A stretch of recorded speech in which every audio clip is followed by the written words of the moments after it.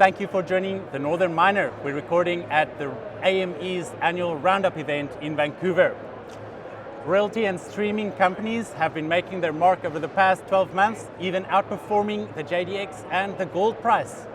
Here to tell us more is Empress Royalties CEO, Alexandra Roudier-Charon. Thank you very much for joining me. Thank you so much for having me. I'm very excited to be here and talk about the business. Absolutely. So, for those viewers who are not familiar with Empress Royalty, please introduce us to the company and what does your main portfolio look like?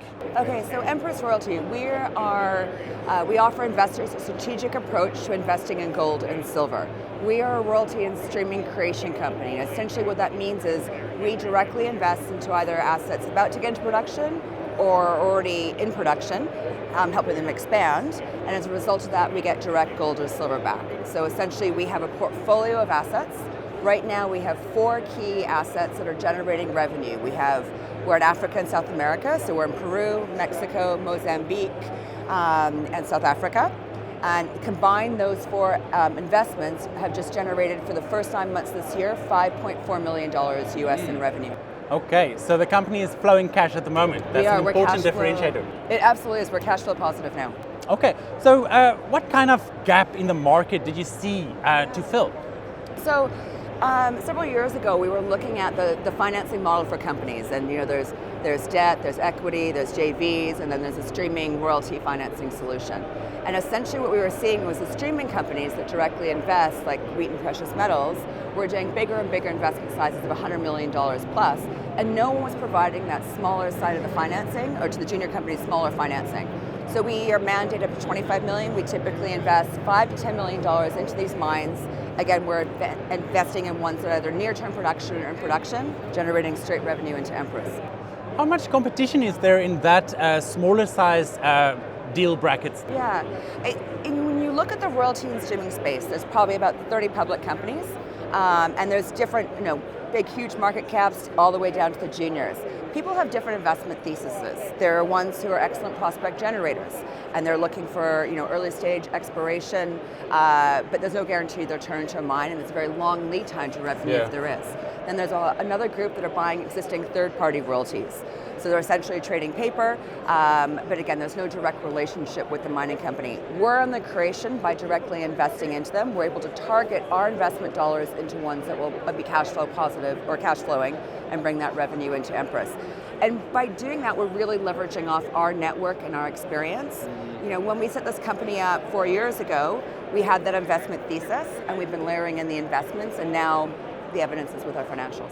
Yeah. All right. So I want you to delve down a little bit into more detail in your core, keystone assets in Mozambique and South Africa. Which ones are really generating the bulk of the revenue? And we've also got Mexico and Peru. So, again, all now are in production. Talahueto is the mine that we have in Mexico, a silver stream on that, and that's owned by a great company called Luca Mining. Dan Barnhold just recently took over as CEO, and it's been transformational for that company, and that's just getting into production, and that's part of why we're increasing revenue now. We'll double it next year, expected to. That's about 30% of our portfolio. That is a silver stream where we invested $5 million. We get 100% of the silver to a certain period of time, and then there's a step down. We have the Cerro Antipite mine in Peru. It's a private company. We invested $10 million. That was a producer helping them expand production.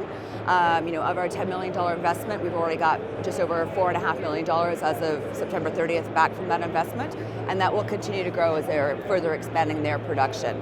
Galaxy, the one in South Africa, that was a mine we invested in March in 2024. That was the most recent one to portfolio. They had a fully built plant, they were in production, they needed additional capital for underground equipment and to get into some new phases. So we provided that, and they're just starting to ramp that production up.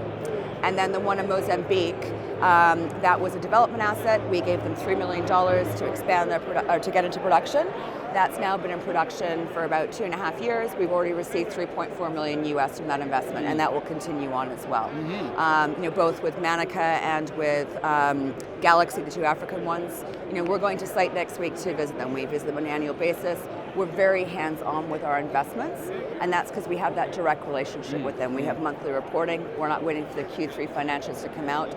We see their budgets for the year, we understand what they're really doing. And that is really leveraging off our experience, our technical advising experience, and our partnership with Endeavour Financial to be able to do that. All right. How would you characterize the deal landscape at the moment? How does it look like for you, and how would you characterize your appetite to make new deals? Yeah, so we have a debt facility with Nabari, a private debt fund of the US, and we did that facility in December 2023.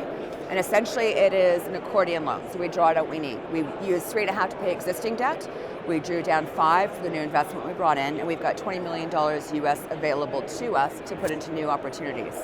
We are really actively looking to bring some new investments into the portfolio, but the process we go through I think is very important to understand. Again, we're not buying existing royalties, we are creating, we're directly investing. So, initially we find through our network the opportunities, and Endeavour Financial is a key part of that, as well as our Nora Pincus, our VP. And we find the opportunities, we see if there's some kind of terms, we want to understand their long-term vision, what they want to do, because they need to work for us to work, so it's very important we understand their vision for the company. We do a desktop review. David Lang's our technical advisor. He's very experienced, very well known in the industry. And if we can find that we believe in what their plans are for expansion and production, and we can agree on terms, then we'll sign a term sheet, and then the real deep dive due diligence starts. We hire third-party engineers, they go to site, they do a full technical review, we do a full ESG review, a full legal, tax review, financial review, and only if those all work and we can still agree upon terms based upon that risk profile, then will it come to the portfolio. Mm-hmm. So there's several we've looked at in the last year for either various reasons we haven't brought in portfolio, technical, in some cases the strategic goals have changed from their original vision and we want them to do a bit more work on something.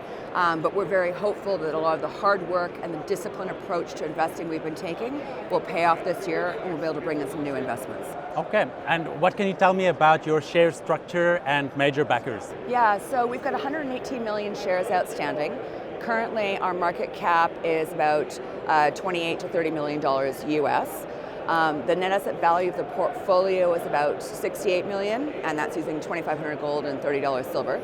And so it's significantly undervalued compared to our peers, so there's definitely a lot of potential there. Even just with the revenue from our first 4 investments, that's about $78 million of revenue over the next 5 years coming to Empress, and our G&A is only about $2.5 US. So there's a definite huge potential for upside. In terms of our shareholder base, we have a very strong supportive shareholder base. Endeavour Financial, Terra Capital, which is a natural resource fund out of Australia, Jeremy Bond. Management and board, we own 25% of the company, and Jeremy and David are both on the board and the investment committee. They were the founders of the company with me. We have about 35% held with strategic investors. That includes Rick Rule, Frank Holmes from US Global. We've got Maria Smirnova's Sprott Silver Fund, Stephen Gleason, who's one of the 3rd largest bullion traders in the US, just built a depository twice the size of Fort Knox in Idaho. We've got very strong supportive shareholders, and they roughly own about 35%. All right. Is there anything else important to note about the company? Yeah, we are, again, we're focused on cash flow. And that's what we've just proven in our financials and expecting even better year-end results. We are only gold and silver. So we're not looking at any of the commodities. We are truly gold and silver. And we are global. So we are taking advantage of opportunity in Africa and South America. That's leveraging off our experience and expertise. We know how to structure these companies. We take security over the assets, in most cases first ranking. And we're able to really direct our investment dollars into ones that will generate revenue and provide real returns for our shareholders. And our financials are now showing that. Perfect. And it's also early days for Empress. Again, we had a strategy, the revenue's just starting to come in now. We've doubled it from last year. We're expecting to double it again and grow the portfolio. So it's very exciting times for us. All right. Well, there you have it. Doing royalties right is Empress Royalty, and CEO Alexandra Goodyear-Sharon. Thank you very much for joining me. Thank you very much.